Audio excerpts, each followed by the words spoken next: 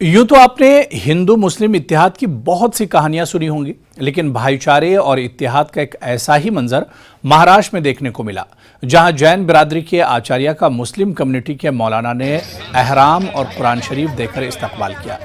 महाराष्ट्र में हाजी Arfat Sheikh, BJP leader और अक़लियती commission के साबिक चेयरमैन, मुस्लिम कम्युनिटी के मजहबी रहनुमाओं की एक बड़ी तादाद के साथ मौलाना ने बड़ी धूमधाम से आचार्य श्री की इज्जत अफजाई की। महाराष्ट्र में खैर मकदम किया। आचार्य जी मुख्तलिफ मजहबी और समाजी कामों के लिए महाराष्ट्र आए हैं। ऐसे में इत्तेहाद की मिसाल आवाम के सामने नजर आई।